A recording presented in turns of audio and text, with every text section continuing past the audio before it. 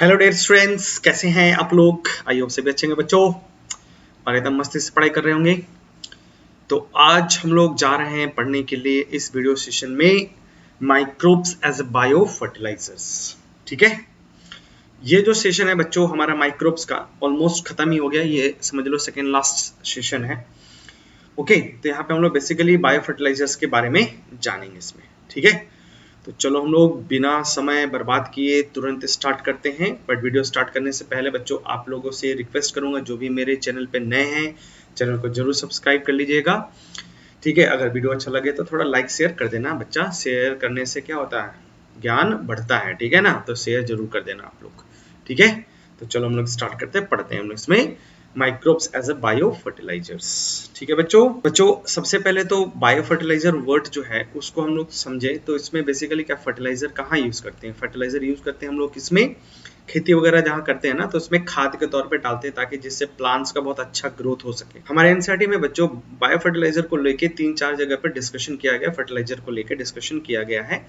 जैसे स्ट्रैटेजी वाला चैप्टर है, माइक्रोब चैप्टर है, बायोटेक है, उन सब में किया गया। तो फर्टिलाइजर बेसिकली क्या होता है, जैसे इसको बोलते हैं उर्वरकता बढ़ाने के लिए, है ना। फर्टिलाइजेबिलिटी प्लांट्स प्रोडक्टिविटीज बढ़ाता है। तो जितना अच्छा अगर सॉइल में फर्टिलाइजर अवेलेबल होगा, प्लांट का ग्रोथ अच्छा होगा, प्लांट का ग्रोथ अच्छा होगा तो ऑब्वियस सी बात है उसमें क्या होगा, प्रोडक्टिविटी बढ़ता है। लेकिन उसमें जैसे कुछ केमिकल फर्टिलाइजर यूज किया जाता है तो उसका कुछ ड्रॉबैक आ जाता है ना, क्योंकि जो केमिकल्स यूज किया जाता है फर्टिलाइजर के तौर पे तो डायरेक्टली इनडायरेक्टली क्या करेगा, ह्यूमन को ही इफेक्ट करता है तुम्हारा इसमें। क्लियर है बच्चों, ह्यूमन को ही अल्टीमेटली इफेक्ट करता है। तो हम लोग यहाँ पे थोड़ा सा मूव करते हैं किधर, ऑर्गेनिक फार्मिंग की तरफ। ठीक है ना, तो यहाँ पे जो बायो वर्ड है तो बायो मतलब लिविंग थिंग्स को, या मतलब जैसे बैक्टीरिया माइक्रोब्स को, नेचुरली जो चीजें हैं उनको एज ए फर्टिलाइजर यूज कर रहे हैं तो हम उसको बोले बायो फर्टिलाइजर। बायो फर्टिलाइजर बच्चों जैसे दिमाग में आता है तो सबसे पहले एक दिमाग टर्म्स में आता है और वो है ऑर्गेनिक फार्मिंग का। ठीक है ना, तो बेसिकली ऑर्गेनिक फार्मिंग जो है वो होता क्या है इसमें। ठीक है ना, तो देखो सीधा सीधा लिखा use of microbes based bio fertilizers. क्या हो गया बच्चों, use of microbes based bio fertilizer. ठीक है ना, तो यहाँ पे हम लोग माइक्रोब्स को यूज कर रहे हैं as a bio fertilizer agents के तौर पे यूज कर रहे हैं हम लोग इसमें। क्लियर है यहाँ तक। ठीक है ना, अब देखो ऑर्गेनिक फार्मिंग का सबसे बड़ा फायदा जो होता है बच्चों वो ये हो जाता है कि ये क्या करेगा, जो हम लोग केमिकल फर्टिलाइजर यूज कर रहे थे जिसका डायरेक्ट इनडायरेक्ट इफेक्ट ह्यूमन पे ही पड़ रहा था, ठीक है ना, वो मिनिमाइज्ड हो जाएगा, कम हो जाएगा, रिड्यूस्ड हो जाएगा, या ये कहो कि खत्म भी हो सकता है पूरा पूरी। ठीक है, अब जैसे अगर केमिकल फर्टिलाइजर यूज करते हैं तो उसमें नाइट्रोजन फॉस्फोरस कंटेंट बढ़ता है और ये बारिश के पानी के साथ किसी तालाब में चला गया, रिवर लेक में चला गया तो यूट्रोफिफिकेशन कॉज करता है। क्या कॉज करेगा, यूट्रोफिफिकेशन। तो उसका तो इफेक्ट आप लोग इकोलॉजी में पढ़ा ही होगा थोड़ा बहुत, नहीं पढ़ा हो तो पढ़ लेना तुम लोग। ठीक है, तो अब इसका ऑल्टरनेटली हम लोग स्विच कर रहे हैं किधर, इस केमिकल फर्टिलाइजर को स्विच कर जा रहे हैं किसमें, ऑर्गेनिक फार्मिंग में। किधर स्विच करने जा रहे हैं हम लोग, बायो फर्टिलाइजर में। तो बेसिकली जो बायो फर्टिलाइजर है बच्चों ये बेस्ट होता है माइक्रोब्स के ऊपर। माइक्रोब्स, अब ये माइक्रोब्स एज बैक्टीरिया हो सकता है या बच्चों ब्लू ग्रीन एल्गे हो सकता है या इवन फंजाई यूज करते हैं। तो इस चैप्टर में बच्चों हम लोग इन तीनों को एक एक करके डिस्कस करेंगे। पहले बैक्टीरिया डिस्कस करेंगे, फिर ब्लू ग्रीन एल्गे डिस्कस करेंगे, देन उसके बाद हम लोग फंगस को भी डिस्कस करेंगे इसमें। ठीक है, तो चलो एक एक करके डिस्कस कर लेते हैं बच्चों।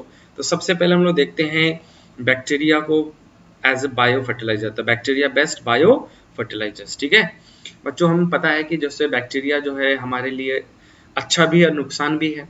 ठीक है ना, कुछ there are good bacteria, there are some bad bacteria. ठीक है ना, पैथोजेनिक है, डिजीज कॉज सकता है, प्लांट्स को भी कॉज कर सकता है और ह्यूमंस को भी कॉज कर सकता है। ठीक है, बट हम लोग यहाँ पे बेसिकली हम लोग ऐसे बैक्टीरिया के बारे में डिस्कस कर रहे हैं जो क्या कर रहे हैं, वो ह्यूमंस के लिए यूजफुल है। बेसिकली प्लांट के लिए यूजफुल है तो हमारे ह्यूमन के लिए भी यूजफुल हो जाएगा उसमें। ठीक है, तो यहाँ पे हम लोग पहले डिस्कस क्या क्या करने वाले, एक तो राइजोबियम को करेंगे, ये सब एनसीईआरटी में तुम्हारे इसी चैप्टर में मेंशन है। तो ये सारे पॉइंट जो एनसीईआरटी के, उसके बाद है फ्रैंकिया है, उसके बाद एक और डिस्कस करेंगे बच्चों इसमें आपका एजोबैक्टर, बेजिनकिया एंड कोलेस्ट्रिडियम्स वगैरह भी यूज करते हैं इसमें। ठीक है, तो पहले स्टार्ट करते हैं हम लोग राइजोबियम। तो राइजोबियम काफी वेल स्टडी बैक्टीरिया है, वैसे भी जो आपका एक चैप्टर है क्लास 11th में पढ़ा होगा, शायद नहीं पढ़ा हो तो आप प्लेलिस्ट में जाके मिनरल्स वाला जो चैप्टर है ना उसको देख सकते हो तुम लोग। उसमें मैंने अच्छे से डिटेल में डिस्कस किया है नाइट्रोजन फिक्सेशंस के बारे में, राइजोबियम बेस्ट। ठीक है, तो उसको भी आप डिस्क्रिप्शन में मैं दे दूंगा, आप वहां से चेकआउट कर सकते हैं। ठीक है, तो राइजोबियम जो है बच्चों, ये क्या है, एक सिम्बायोटिक बैक्टीरिया होता है। सबके बारे में एकदम शॉर्ट पॉइंट, एकदम छोटा मोटा, एकदम बढ़िया सुंदर सुंदर पॉइंट लिखा हुआ है, जो एकदम आपके एग्जैक्टली काम आने वाला है इसमें, ठीक है ना। तो उन्हीं पॉइंट पे डिस्कस कर रहे हैं हम लोग इसमें, ठीक है। अगर बच्चों आप इसको डिस्कस डिटेल में पढ़ना चाहते हो राइजोबियम को, तो आप जरूर चेकआउट कर लेना, तुम्हारा मिनरल चैप्टर जो है ना उसमें दे रखा है मैंने, प्लेलिस्ट में जाके ढूंढ सकते हो, वहां पे भी मैंने बायोलॉजी के बहुत सारे चैप्टर को फुल डिस्कस किया गया है, ठीक है ना। थोड़ा सा मेरा लेक्चर बोरिंग होता है, ठीक है ना। बोरिंग मतलब कि मैं पढ़ाता हूँ, सिर्फ पढ़ाता हूँ, आपका मनोरंजन या एंटरटेनमेंट नहीं करता हूँ, ठीक है। तो उससे अगर कॉम्प्रोमाइज कर सकते हो, और थोड़ा सा अब अगर आप पढ़ने में सीरियस हो तो आप देख लेना जरूर, ठीक है। एनीवे इस वाले चैप्टर में देखते हैं राइजोबियम। तो राइजोबियम बच्चों क्या है, ये सिम्बायोटिक बैक्टीरिया होता है ना। और ये रूट नोडुल का फॉर्मेशन करता है किसमें, लेग्यूमिनस प्लांट में, जैसे पाइसम है, सोयाबीन है, चना है, दुनिया भर का लेग्यूमिनस प्लांट्स है इसमें। तो उसके रूट में ये सिम्बायोटिकली एसोसिएट होता है। जैसे यहाँ पे मैंने कुछ डायग्राम ले रखा बच्चों, यहाँ पे देख सकते हो, यहाँ पे सिम्बायोटिकली एसोसिएटेड है, ये सब देख सकते हैं, यहाँ पे सिम्बायोटिकली एसोसिएटेड है, और ये नाइट्रोजन फिक्सेशन यहाँ पे करता है तुम्हारा इसमें, ठीक है। तो ये हो गया राइजोबियम को भी as a bio fertilizer use किया। दूसरा है फ्रेंकिया। फ्रेंकिया बच्चों एक्टिनोमाइसीटिज्म में आ जाता है, ये फंगस नहीं, ये भी एक तरह का बैक्टीरिया ही है, ठीक है ना। यू बैक्टीरिया ही है तुम्हारा, बस ये क्या होता है, फिलामेंटस होता है तुम्हारा, ठीक है ना, ये फिलामेंटस होता है, ठीक है ना। माइक्रोबैक्टीरियम ट्यूबरकुलोसिस का जो बैक्टीरिया, वो भी एक्टिनोमाइसीटिज्म ही है वन ऑफ द, ठीक है। तो उसको भी ध्यान रखना। ये भी क्या होता है, सिम्बायोटिकली एसोसिएट होता है, ये भी रूट नोडुल फॉर्म करता है। लेकिन यहाँ पे बस क्या बात है बच्चों, नया चीज क्या है कि ये नॉन लिग्यूमिनस प्लांट्स में रूट नोडुल का फॉर्मेशन करता है, नॉन लिग्यूमिनस प्लांट्स में, ध्यान रखना, ठीक है ना। जैसे यहाँ पे एक दो एग्जांपल याद कर लो, आया हुआ प्रीवियस ईयर्स में, एनसीईआरटी में नहीं है लेकिन आया हुआ बच्चा, ठीक है ना। तो आपकी मर्जी, याद कर लो। अमेरिका है, एलेनस है, कैजुराइना है, गेनको है, ठीक है ना, गेनकोस्ट, ठीक है ना। ये सब टेरिडोफाइट्स के नहीं, सॉरी, जिम्नोस्पर्म्स के मेंबर उनमें मिलता है तुम्हारा इसमें, क्लियर है। तो इनके साथ ये रूट नोडुल फॉर्म करता है, और ये सारे के सारे नॉन लिग्यूमिनस प्लांट्स के एग्जांपल्स हैं, ठीक है बच्चा। अब आ जाते हैं थर्ड जो कैटेगरीज बनाया इसमें मैंने, जैसे ये लोग क्या थे, ये दोनों के दोनों क्या, देखो सिम्बायोटिक एसोसिएशन है। तो यहाँ पे याद करो, सिम्बायोटिक एसोसिएशन में कौन कौन से बैक्टीरिया आ जा रहा है, राइजोबियम और फ्रेंकिया, ठीक है। और यहाँ पे मैंने जो ले रखा बच्चों, ये free living nitrogen fixing bacteria है। Basically they are not going to form the root nodule या लीफ नोडुल, वट एवर जो भी है, ये बैक्टीरिया फ्रीली नाइट्रोजन फिक्सेशन करते हैं। तो ये भी काफी, मतलब सॉइल में अगर है तो काफी अच्छा है, ठीक है ना, बहुत बढ़िया माना जाएगा इस चीज को। अब उसमें कुछ एरोबिक और एनारोबिक, जब भी क्वेश्चन पूछता है ऐसे ही पूछता है कि फ्री लिविंग एरोबिक या एनारोबिक बैक्टीरिया बताइए जो नाइट्रोजन फिक्स करता है। तो यहाँ से उठा लो, जैसे एरोबिक पूछा तो इसमें एजोटोबैक्टर हो जाएगा और बेरेजिनकिया हो जाएगा, और एनारोबिक पूछा तो इसमें कोलोस्ट्रिडियम हो जाएगा तुम्हारा। तो ये तीन बैक्टीरिया है जो फ्री लिविंग नाइट्रोजन फिक्सेशंस परफॉर्म्स करते हैं बेटा लोग, ठीक है। इसको ध्यान में रखना आप लोग को, ठीक है। तो क्वेश्चंस पॉइंट अभी से थोड़ा अलग अलग पॉइंट है, छोटा छोटा है, लिख लो कॉपी में, डायरी में नोट कर लो, अपने नोटबुक में नोट कर लो, ज्यादा अच्छा रहेगा, ठीक है। नेक्स्ट आते हैं बच्चों, इसमें हम देखते हैं नेक्स्ट कैटेगरी। अभी तो बैक्टीरिया देखा, दूसरा इसमें साइनोबैक्टीरिया देखते हैं। साइनोबैक्टीरिया मतलब ब्लू ग्रीन एल्गी, और ब्लू ग्रीन एल्गी इसका मतलब हो गया बच्चा यहाँ पे BGA ब्लू ग्रीन अलगा, इसको भी ध्यान में रख लेना आप लोग, ब्लू ग्रीन अलगा वगैरह जो पार्ट था इसमें, ठीक है। अब आ जाते हैं साइनोबैक्टीरिया बच्चों, ये क्या, ऑटोट्रॉफिक बैक्टीरिया होता है जो ऑटोट्रॉफिकली नाइट्रोजन फिक्सेशन करने वाला है। पहले तो ऑटोट्रॉफिक मतलब क्या हो गया, ये फोटोसिंथेटिक होता है, ठीक है ना, आपका अपना खाना खुद बना सकता है। तो फोटोसिंथेसिस के साथ ये नाइट्रोजन फिक्सेशन भी करता है, ठीक है ना, फोटोसिंथेसिस नाइट्रोजन फिक्सेशन। तो इसके साथ एडिशनल बेनिफिट ये हो गया कि ये कार्बन फिक्स भी करता है, मतलब ऑर्गेनिक कंटेंट भी बढ़ाएगा मिट्टी के अंदर, प्लस नाइट्रोजन कंटेंट भी बढ़ाएगा। तो मिट्टी में जितना ज्यादा कार्बन रहेगा, ऑर्गेनिक कंटेंट रहता, वो मिट्टी उतना ज्यादा फर्टिलाइज्ड माना जाता है, समझ में आ रहा है ना। तो यहाँ पे एक बेनिफिट और एडिशनल बेनिफिट जुड़ गया, लास्ट में मैंने नोट करके लिखा, उसको भी लिख लेना तुम लोग, ठीक है। दे फिक्स द एटमॉस्फेरिक नाइट्रोजन, ठीक है ना। उसके अलावा और क्या हो जाएगा बच्चा, इसमें हो जाएगा आपका साइनोबैक्टीरिया जो है ना, serves as a important bio fertilizers. उसके अलावा it's also add organic matter in the soil to increase the fertility. दोनों काम करना है, तो इसी को मैं समझा रहा था, ठीक है, क्लियर है। ये कुछ डायग्राम है साइनोबैक्टीरिया का, उसको भी आप लोग देख सकते हो, ठीक है। नेक्स्ट आ जाते हैं, अब जो ब्लू ग्रीन अलगा है उसमें कुछ एग्जांपल देखते हैं। तो हम लोग एग्जांपल को दो कहते हैं, सिम्बायोटिकली और सेम उसी तरह से फ्री लिविंग की तरह इसमें यूज किया जाता है। तो सिम्बायोटिकली पहले देख लेते हैं। तो सिम्बायोटिकली में बच्चों लोग आ जाता है आपका एनाबेना एजोली, एनाबेना एजोली। तो एनाबेना एजोली जो है बच्चों, ये क्या करता है, ये नाइट्रोजन फिक्स करता है इन लीफ ऑफ एजोला प्लांट, ठीक है ना। एजोला प्लांट्स को बेसिकली राइस फील्ड में यूज किया जाता है फर्टिलिटीज को इंक्रीज करने के लिए। जैसे समथिंग इस तरह का होता है, राइस प्लांट में इसको डाल दिया जाता है। जैसे यहाँ पे मैंने एक डायग्राम दे रखा है, देख रहे हो इसमें। तो ये सब क्या ग्रो कर रहा है राइस के बीच बीच में, ये राइस प्लांट हो गया, राइस प्लांट हो गया, राइस प्लांट हो गया, और यहाँ बीच बीच में जो दिख रहा है आपको, ये सब क्या है, ये सब के सब एजोला वाला पार्ट है इसमें। तो ये लोग क्या कहते हैं, आपका मतलब नाइट्रोजन फिक्सेशंस कर रहे हैं, यहाँ पे नाइट्रोजन फिक्सेशन करते हैं। क्लियर है यहाँ तक? एनीवे, तो इसमें पहला पॉइंट रखना, fix nitrogen in the leaf of the azolla plant, और इसको यूज किया जाता है इन राइस फील्ड में as a bio fertilizer use किया जाता है। दूसरा है एनाबेना साइकस प्लांट जो होता है बच्चों, उसमें ये कोरवाइल रूट के साथ एसोसिएटेड होता है और नाइट्रोजन फिक्स करता है। तो एनाबेना साइकेडिड्स जो हो गया, ये फिक्स करता है nitrogen of coralloid root of the cycas plant. तो ये भी as a bio fertilizer specially cycas plants में काम करता है तुम्हारे इसमें, ठीक है जी। अब आ जाते हैं हम लोग फ्री लिविंग नाइट्रोजन बैक्टीरिया में, फ्री लिविंग ब्लू ग्रीन अलगा। तो ये फ्री लिविंग मतलब ये सिम्बायोटिकली एसोसिएट नहीं है, फ्रीली ये नाइट्रोजन फिक्स करता है। तो इसमें कुछ एग्जांपल है बच्चों, तो उसको पहले याद करते हैं। पहला एग्जांपल हो गया नोस्टॉक, दूसरा एग्जांपल हो गया एनाबेना, और तीसरा हो गया ओलोसेरिया, ठीक है। अभी अभी हम लोग को एनाबेना मिला था बच्चों। तो एनाबेना एक्चुअली में क्या है, सिम्बायोटिकली एसोसिएट होकर भी नाइट्रोजन फिक्स करता है और फ्रीली भी नाइट्रोजन फिक्स करता है। दोनों तरीके से ये नाइट्रोजन फिक्स करता है। क्लियर है यहाँ तक?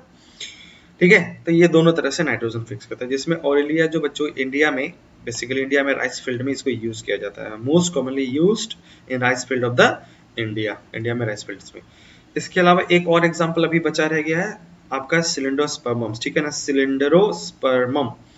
ये बैक्टीरिया भी क्या है बच्चों, ये यूज होता है सुगर केन और मेज फील्ड में यूज होता है to fix the nitrogen as a bio fertilizer. दोनों इसमें यूज किया जाता है तुम्हारे इसमें, ठीक है जी। यहाँ तक आई थिंक ये सब चीजें आपको समझ में आ रही होगी, ठीक है। फिर भी अगर नहीं आ रहा बच्चों तो कमेंट सेक्शन में जाके आप बताना। हाँ, इतने सारे जो ब्लू ग्रीन एलगी और बैक्टीरिया बताया, इसके अलावा अगर आपको कोई बैक्टीरिया और समझ में आ रहा है या आपने अपने सिलेबस में अपने टीचर से कहीं से पढ़ा होगा, तो आप कमेंट सेक्शन में जरूर मेंशन करना कि जो मेरे व्यूअर है वो उस चीज को देख सके, ठीक है। तो कमेंट जरूर करना बच्चा, ठीक है। एनीवे, नेक्स्ट आ जाते हैं ब्लू ग्रीन एलगी का बेनिफिट क्या है, एक्स्ट्रा बेनिफिट क्या है। तो अभी हम लोगों ने देखा यहाँ पे कि the bacteria the BGA is more efficient than the other. क्यों, व्हाई? ठीक है, बहुत अच्छा क्वेश्चन बन सकता है, बोर्ड में भी बन सकता है, नीट में भी बन सकता है। क्यों ज्यादा इफेक्टिव माना जाता है? तो बेसिकली देखो, they can fix the nitrogen in both aquatic और टेरेस्ट्रियल कंडीशन, दोनों कंडीशन में नाइट्रोजन फिक्स करता है। तो एक बेनिफिट। दूसरा, they can fix both carbon dioxide and nitrogen, जैसे कि मैंने स्टार्टिंग बताया था। तो कार्बन कंटेंट मिट्टी में और नाइट्रोजन कंटेंट मिट्टी में, दोनों को क्या करता है, ये बढ़ाता है। तो नाइट्रोजन कंटेंट बढ़ेगा, अगर कार्बन कंटेंट बढ़ेगा तो ऑब्वियसली क्या है, फर्टिलाइजेबिलिटी सॉइल का बढ़ेगा, और सॉइल का बढ़ेगा तो दैट मींस प्लांट्स को क्या मिल गया, उसमें न्यूट्रिशंस मिल गया। उसके अलावा blue green algae can fix the nitrogens in both symbiotic as well as non symbiotic condition, दोनों कंडीशंस में क्या कर सकता है, नाइट्रोजन फिक्स करता है। जैसा कि हम लोगों ने एग्जांपल भी देखा था, फिर से एक बार रिवाइज कर लेना। सिम्बायोटिकली किसमें, पेरिफेरी लिविंग में क्या हो गया, नोस्टॉक है, एनाबेना है, ओलोसेरिया है और सिलिंडरोस्पर्मम हो गया।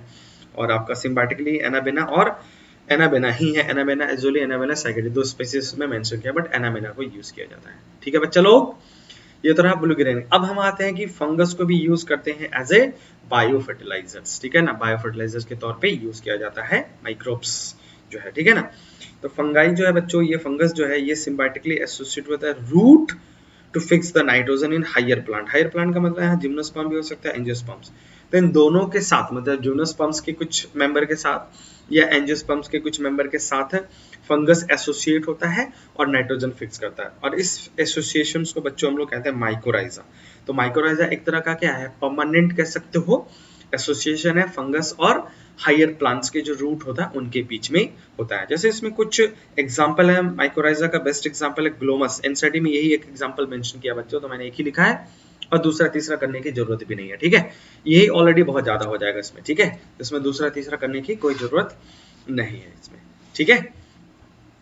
एनीवे, तो ग्लोमस एक एग्जांपल याद रखना है माइकोराइजा में। माइकोराइजा के बारे में डिटेल में थोड़ा सा बहुत पढ़ा होगा बच्चों आप लोगों ने बायोलॉजिकल क्लासिफिकेशन क्लास 11th में, अगर आपके टीचर ने पढ़ाया होगा तो, नहीं तो कोई बात नहीं, यहाँ पे जो भी इंफॉर्मेशन है सफिशिएंट दे रखा मैंने, ठीक है।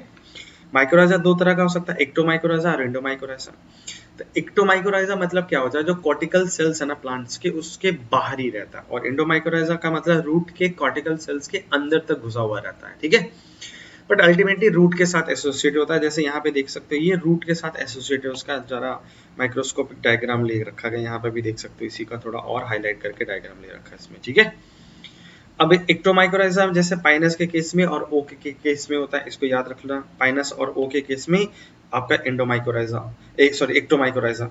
एंडोमाइक्रोराइजा में बच्चों ऑर्किड और कॉफी, ये दो प्लांट होते हैं जो एंडोमाइक्रोराइजा के तौर पे यहाँ पे नाइट्रोजन फिक्सेशन कर रहे हैं, तो इसको भी ध्यान में रखना आप लोग, ठीक है। नेक्स्ट आ जाते हैं फंगस का बेनिफिट क्या है। तो ये तो हमारा माइक्रोराइजा मतलब फंगल एसोसिएशन हो गया रूट के साथ। अब इसका फायदा क्या है, तो काफी अच्छा फायदा है बच्चों, देख लो इसमें। पहला, that help in absorption of phosphorus from the soil, that not only the fix the nitrogens but also helpful in the absorption of phosphorus. तो अगर मान लो रूट के साथ फंगस एसोसिएट हो गया है, माइक्रोराइजा बनाया है, तो दैट मींस इसमें क्या होता है, नाइट्रोजन के साथ फास्फोरस भी एब्जॉर्ब करने में हेल्प करता है ये, ठीक है बच्चा। तो ये एक बड़ा सा बेनिफिट। दूसरा, इससे क्या होता है, अगर फंगस है तो फंगल अगर रूट के आसपास है तो ये जो रूट बॉर्न पैथोजन उनको ग्रो करने नहीं देगा, मल्टीप्लाई करने नहीं देगा, इन सब को भी क्या कर सकता है, रोक लेता है, मतलब उनको ग्रो करने नहीं देता है, ठीक है। दूसरा, make the plant tolerance to the salinity and drought. Salinity मतलब सॉल्ट कंसंट्रेशन अगर ज्यादा है तब भी प्लांट्स को कोई फर्क नहीं पड़ता अगर उसके रूट में माइक्रोराइजा एसोसिएटेड है तो, ठीक है। और वो सूखा जो ड्रॉट कंडीशन जो होता है वो आसपास के पार्ट से मॉइस्चर्स वगैरह को भी रिटेन करके रखता है, ठीक है बच्चा। तो ये हो गया फंगल पार्ट हो गया, ठीक है। तो फंगस का बेनिफिट हो गया। क्लियर, यहाँ तक समझ में आ रहा बच्चों? आप अगर इन सब का पीडीएफ नोट या अपडेट चाहते हो कि वीडियो के बारे में, तो आप मेरे इस टेलीग्राम चैनल को सब्सक्राइब करके रख लेना, इसी में पीडीएफ नोट्स और इन्फॉर्मेशन वगैरह शेयर करता रहता हूँ, ठीक है। एनीवे, तो ये रहा हमारा बच्चों microbes as a bio fertilizer. आपको ये वीडियो कैसा लगा है आप जरूर कमेंट सेक्शन में जाके बताना। किसी तरह का डाउट अगर रह गया हो तो भी कमेंट कर सकते हो, आई होप कि मैं उसका जवाब दे सकूं, ठीक है। और अगर आप लोग मेरे चैनल पे पहली बार आए हैं, फर्स्ट टाइम विजिट करें बच्चों, तो जरूर से जरूर चैनल को सब्सक्राइब कर लीजिएगा, ठीक है। चलो मिलते हैं नेक्स्ट वीडियो में, तब तक के लिए all the best, bye bye.